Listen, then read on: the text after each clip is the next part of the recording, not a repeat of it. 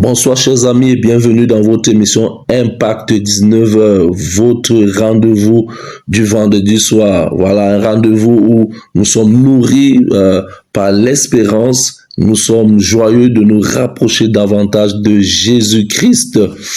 Voilà, nous ouvrons ensemble une parenthèse de grâce ce soir, de réflexion, de prière autour de la parole de Dieu et des grandes vérités qui transforment nos vies. Chers amis, comme vous l'avez une fois de plus remarqué, nous sommes en format audio, tout simplement parce que je ne suis pas dans mes studios, je suis encore en déplacement. Donc, aujourd'hui, nous aurons l'instant d'adoration, nous aurons la rubrique graines de sagesse et nous aurons la méditation du soir. Donc, où que vous soyez à la maison, au travail, en déplacement, nous vous invitons à mettre de côté plusieurs instants pour écouter la voix de Dieu parce que Impact 19h commence maintenant.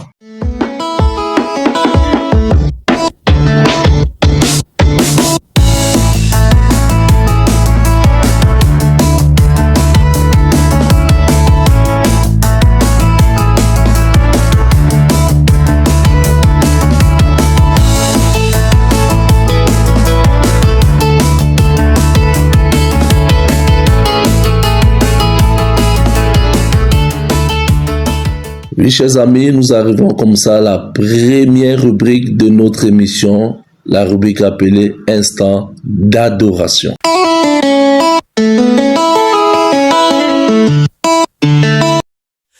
Osachedwa Yesu awera kuzatenga anake kumkana okumama akapumule kuzolemeta.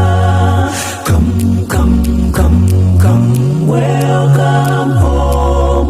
Where mananga, enter the kingdom, well done, son. Unachita we know way. Come, come, come, come, welcome home. Where mananga, enter the kingdom, well done, son. Unachita we know way. In just a moment you hear trumpet sounds. Jesus calleth children home. Come, O ye righteous, for you've done well. Eat the fruit of life in thy kingdom. Come, come, come, come, welcome home. Where mananga, enter thy kingdom, well done, son. Unachita we know way. Come, come, come, come, welcome home. Where mananga, enter thy kingdom, well done, son. Unachita we know way. Come, come, come, come, welcome home. Where mananga, enter thy kingdom, well done, son. Unachita we know way.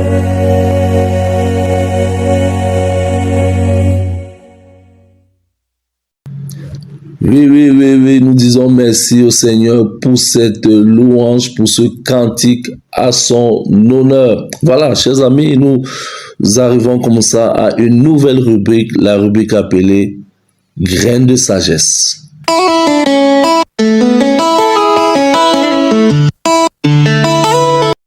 Oui, chers amis, la sagesse du soir est tirée de Proverbe, chapitre 3, le verset 5. Le Proverbe, chapitre 3, le verset 5. La parole de Dieu dit, « Confie-toi en l'Éternel de tout ton cœur et ne t'appuie pas sur ta sagesse. » Confie-toi en l'Éternel de tout ton cœur, ne t'appuie pas sur ta sagesse. Voyez-vous, il nous arrive de vouloir tout comprendre avant de faire confiance en Dieu. Chers amis, nous cherchons souvent des explications, nous calculons les risques, nous voulons maîtriser même notre avenir. Pourtant, la foi commence précisément là où nos propres certitudes s'arrêtent. C'est une réalité absolue. Donc, ce soir, Dieu nous rappelle que nous n'avons pas besoin de tout comprendre pour lui faire confiance. Ce que nous ne voyons pas, lui le voit. Alléluia. Oh, que c'est puissant. Ce que nous ne maîtrisons pas, lui, le Seigneur, il maîtrise tout simplement.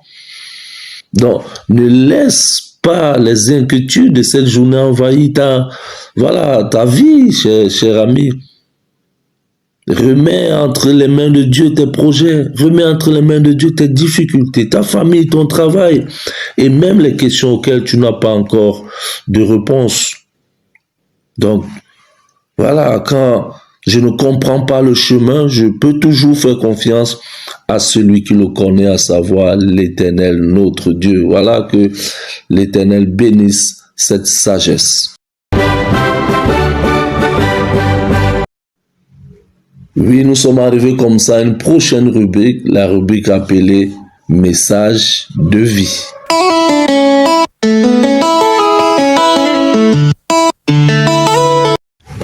Oui, chers amis, bonsoir et bienvenue dans cette rubrique Message de vie.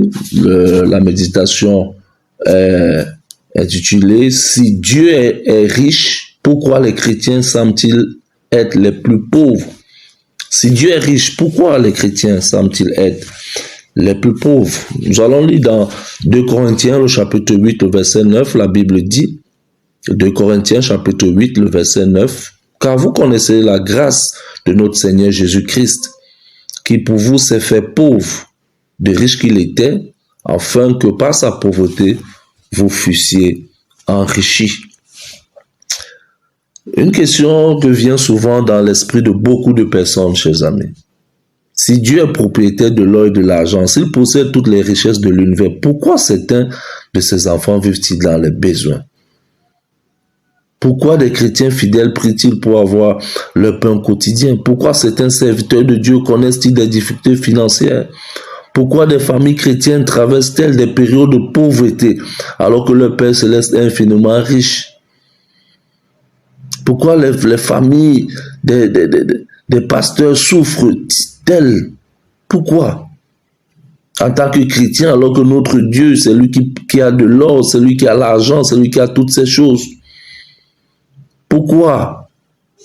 C'est une question qui mérite d'être posée parce que quand nous observons autour de nous, on voit que beaucoup de familles chrétiennes, la plupart, sont dans la souffrance.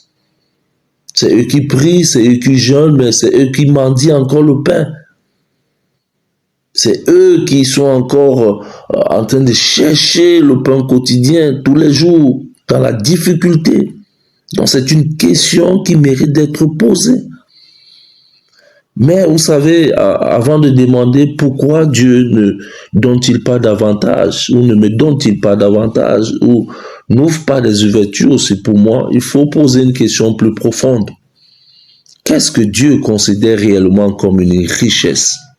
Ah oui, il est important de se poser cette question. Qu'est-ce que Dieu lui considère réellement comme une richesse? Voyez-vous, selon la Bible, on peut être pauvre matériellement et être riche devant Dieu. Et inversement, on peut posséder beaucoup de biens et être spirituellement pauvre. Il faut comprendre cette réalité des choses bibliques. On peut être pauvre matériellement, mais devant Dieu être riche. Et on peut posséder beaucoup de biens et être spirituellement pauvre. Dieu est riche, vous savez, mais sa richesse n'est pas une promesse de luxe. Quand vous lisez Psaume 24, verset 1, voilà, tout appartient à Dieu. La Bible dit à l'Éternel la terre, c'est qu'elle renferme le monde et ceux qui l'habitent, donc tout appartient à Dieu. Mais Dieu n'a jamais promis à chaque chrétien une vie exempte de difficultés matérielles, il faut le savoir. Jésus lui-même a déclaré dans Matthieu le chapitre 6 de ne pas vivre dans l'inquiétude concernant la nourriture, la boisson et le vêtement.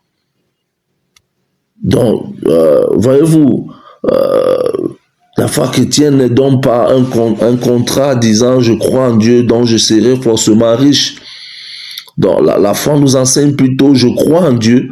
Donc, même lorsque je manque, je sais que je ne suis pas abandonné. Alléluia. C'est très profond. Il faut comprendre cela, cher ami. Il ne faut pas se dire, je crois en Dieu, donc je serai forcément riche. Je crois en Dieu, donc j'aurai vraiment toutes ces richesses à mes pieds. Non, ce n'est pas ce que la foi enseigne. C'est là où nous faisons des erreurs. La foi dit, je crois en Dieu, donc même lorsque je manque, je sais que je ne suis pas abandonné, je sais que Dieu au contrôle. Si je n'ai pas eu aujourd'hui, j'aurai certainement demain. Jésus était riche, mais il a choisi de devenir pauvre. C'est le paradoxe extraordinaire de l'évangile. Le riche qu'il était, c'est ce que Paul nous a renseigné, il s'est fait pauvre. Donc Jésus possédait la gloire céleste, mais il est venu dans une famille humble. Il aurait pu naître dans un palais, mais il est né dans une condition modeste. Il aurait pu avoir une maison luxueuse, mais comme Matthieu 8,20 nous renseigne, le Fils de l'homme n'a pas où reposer sa tête. Matthieu 8,20. Il nous a renseigné qu'il n'avait même pas où poser sa tête. Mais on peut se poser la question, pourquoi? Pourquoi? Lui qui est riche, mais comment il n'a pas un endroit où poser sa tête? Mais parce que la mission de Jésus n'était pas de nous apprendre à devenir riches matériellement, mais de nous rendre riches spirituellement. Alléluia. La mission première de Christ, c'est que nous nous élevions spirituellement. Que nous soyons des hommes et des femmes spirituels. Ça ne concerne, il n'y a rien à voir avec la richesse matérielle, avec l'argent, les biens du monde. Il est venu nous donner ce que l'argent ne peut jamais acheter. Est-ce que l'argent peut vraiment acheter le pardon? Le pardon. Oui, l'argent peut acheter le sac de ciment, les voitures, les vêtements, les maisons. Mais est-ce que l'argent peut acheter le pardon? Vous savez, au Moyen-Âge, l'Église romaine avait institué les indulgences où tu pouvais payer pour recevoir le pardon et autres. Mais c'est contraire à la volonté de Dieu. Aucun argent ne peut acheter le pardon. Aucune maison, aucun vêtement, aucune parcelle. Le pardon, c'est la grâce de Dieu. Voyez-vous, il est venu nous donner ce que l'argent ne peut jamais acheter, la paix, la réconciliation avec lui, l'espérance, la vie éternelle. Oh, chers amis, vous savez, la pauvreté également, la pauvreté matérielle dont nous parlons n'est pas toujours un signe de malédiction. Il faut absolument comprendre cela. Dans certaines conceptions religieuses, on pense que si quelqu'un est pauvre, c'est qu'il manque de foi. Mais la Bible ne permet pas une conclusion aussi simple. Job était un homme fidèle à Dieu, pourtant il a tout perdu également. Paul était un grand serviteur de Dieu, pourtant il a connu également la faim, il a connu la nudité, les persécutions, les difficultés, il a été battu et autres. Donc les premiers chrétiens eux-mêmes ont parfois souffert de grandes privations. La souffrance financière ne donne pas automatiquement la preuve que Dieu a abandonné quelqu'un. Il faut le savoir, il faut le croire. Ce n'est pas un signe pour montrer que tu es perdu, tu es inutile et autres. Non. Ce n'est dit nulle part. On peut être pauvre, comme on l'a dit, matériel, et être riche spirituellement. Mais vous savez que Dieu nous demande aussi d'être responsables. Dire que Dieu prend soin de nous ne signifie pas que nous devons être irresponsables. La Bible condamne la paresse et encourage le travail. Quand vous lisez Proverbe chapitre 10, le verset 4, la Bible dit, celui qui agit d'une main lâche s'appauvrit, mais la main des diligents enrichit. Donc, le chrétien doit apprendre à travailler, à développer ses compétences, à gérer correctement ses ressources, à éviter les dépenses inutiles, à être honnête dans ses affaires, à aider les personnes dans les besoins, à être fidèle à Dieu dans ses finances. Nous ne devons pas demander à Dieu de bénir ce que nous refusons de gérer avec sagesse. Donc, la plus grande richesse du chrétien n'est pas dans son compte bancaire. Non, Jésus pose une question fondamentale dans Marc, le chapitre 8, le verset 36. Il dit, « Et que sert-il à un homme de gagner tout le monde s'il perdait son âme ?» Voilà le problème. Le monde mesure la richesse par l'argent, par voilà, les maisons, les voitures, les vêtements et les possessions. Mais Dieu regarde, lui, il regarde le caractère, il regarde la foi que tu as en lui, il regarde l'amour que tu as en lui et que tu peux donner autour de toi. Il regarde ta fidélité, il regarde ta relation avec lui. Un homme peut avoir un compte bancaire bien rempli, avoir un cœur vide. Un autre peut avoir, voilà, peu de biens matériels, mais posséder une foi extraordinaire. Donc la pauvreté matérielle, je le dis, n'est pas nécessairement la pauvreté spirituelle. Dieu peut aussi nous bénir pour que nous soyons une bénédiction également. Pour les autres, il faut le savoir également. Il ne faut toutefois pas tomber dans l'autre extrême. La Bible ne glorifie pas la pauvreté, il faut le savoir. Dieu peut donner des ressources à ses enfants afin qu'ils puissent accomplir une mission. Donc, dans la Bible, c'est Paul qui nous renseigne dans 2 Corinthiens 9, 8. Vous allez lire que Dieu peut nous combler de toutes sortes de grâces, afin que nous ayons toujours ce qui est nécessaire et que nous puissions faire de bonnes œuvres. Donc, la question n'est donc pas seulement combien Dieu va-t-il me donner, mais la vraie question est pourquoi Dieu veut-il me donner ce qu'il me donne. Donc, si Dieu augmente mes ressources, est-ce uniquement pour augmenter mon confort ou est-ce pour augmenter mon impact? Il faut qu'on se pose des questions. Si Dieu me donne beaucoup d'argent, beaucoup de ressources, est-ce que c'est pour augmenter mon confort, que je sois à l'aise, voilà, que je démontre que j'ai une belle vie, ou bien c'est aussi pour augmenter mon impact autour de moi, dans l'évangélisation, dans la manière de vivre en tant qu'enfant de Dieu, d'évangéliser, l'évangélisation silencieuse au travers de mon caractère. Donc, chers amis, ce soir, alors, il faut comprendre que si Dieu est riche, à la question de si Dieu est riche, pourquoi certains chrétiens semblent-ils être les plus pauvres? Voilà, parce que la richesse de Dieu, il faut comprendre comme ça, ne se mesure pas uniquement à ce que nous possédons.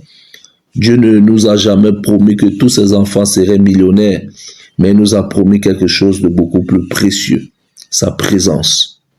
Sa présence. Paul pouvait dit dans Philippiens au chapitre 4 verset 12, « Je sais vivre dans l'humiliation et je sais vivre dans l'abondance. » Voilà ce qu'on appelle la maturité chrétienne. Donc quand j'ai beaucoup, je remercie Dieu. Quand j'ai peu, je continue de lui faire confiance et de le remercier. Quand je suis dans l'abondance, je ne l'oublie pas. Quand je suis dans le besoin, je ne doute pas de son amour, car notre sécurité ultime ne se trouve pas dans notre salaire, notre compte bancaire, nos possessions. Mais notre richesse véritable est en Jésus-Christ. Que l'Éternel nous bénisse au nom puissant de Jésus. Amen.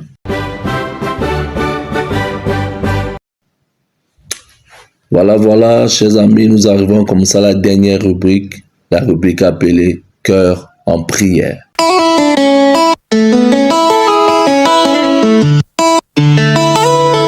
Chers amis, nous allons prier notre Dieu, nous allons l'implorer, qu'il nous donne la force de continuer à croire en lui, la force d'accepter notre condition, la force de remettre notre vie entre ses mains. Nous allons prier. Notre Dieu, notre Père, nous te bénissons pour la grâce que tu nous donnes d'être ici ce soir pour écouter ta parole. Seigneur, nous venons d'écouter ton message, un message si profond, où tu nous interpelles à nous élever spirituellement. Toi et beaucoup d'entre nous, on s'est toujours posé cette question, notre Dieu alors, il a l'argent, mais pourquoi nous souffrons? La question est de savoir si Dieu est riche, mais pourquoi les chrétiens semblent-ils être les plus pauvres? Tu nous as répondu, Seigneur. C'est pourquoi je te remercie pour mon frère, ma soeur qui se posait ces questions. Aujourd'hui, tu as apaisé les cœurs, car tu nous as fait comprendre que ton souci premier, ce n'est pas la richesse matérielle, mais c'est la richesse spirituelle dont parle la Bible. Tu nous amènes, Seigneur, à te faire confiance malgré les difficultés. Car nous avons en abondance, qu'on apprenne à te dire merci. Car nous en avons peu, qu'on apprenne à te dire merci et à nous contenter de ce que tu nous as donné. Donne à mon frère, à ma soeur qui écoute cette prière, l'esprit du contentement. Cet esprit qui va nous éviter bon nombre de problèmes et qui va nous rapprocher plus près de toi. Donne-nous l'esprit du contentement, qu'on puisse te contenter de ce que tu nous donnes.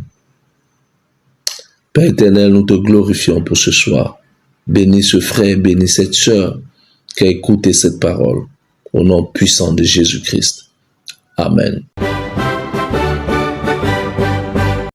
Chers amis, nous bénissons le Seigneur pour cette soirée, pour tous ces messages, pour cette louange, voilà, pour cette sagesse de ce soir. Que l'Éternel vous bénisse. Comme nous le disons toujours, partagez, commentez, likez, abonnez-vous pour donner plus de force à cette émission.